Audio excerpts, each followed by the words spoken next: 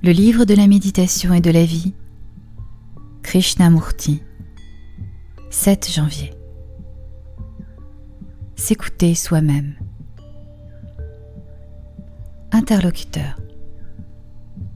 Quand je suis ici à vous écouter, j'ai l'impression de comprendre.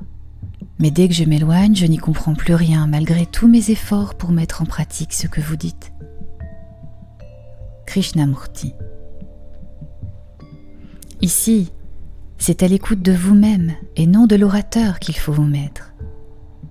Si vous écoutez l'orateur, il devient votre maître à penser, la voie à suivre pour pouvoir comprendre, ce qui est une horreur, une abomination, car vous aurez alors instauré la hiérarchie de l'autorité.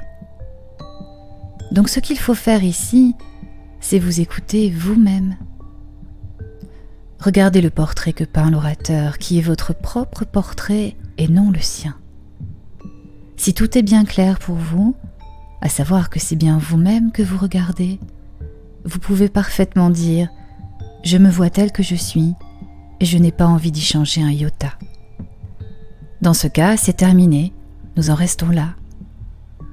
Mais si vous dites « Je me vois tel que je suis et un changement s'impose », alors vous commencez à agir à partir de ce que vous avez compris par vous-même. Et c'est tout autre chose que d'appliquer servilement ce que dit l'orateur. Mais si, tout en écoutant l'orateur, vous êtes simultanément à l'écoute de vous-même, alors cette écoute est source de lucidité, de sensibilité. L'esprit puise dans cette écoute force et santé.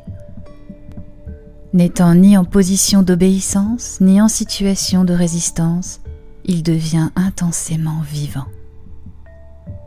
Et seul un être humain de cette espèce-là est en mesure d'engendrer une génération nouvelle, un univers neuf.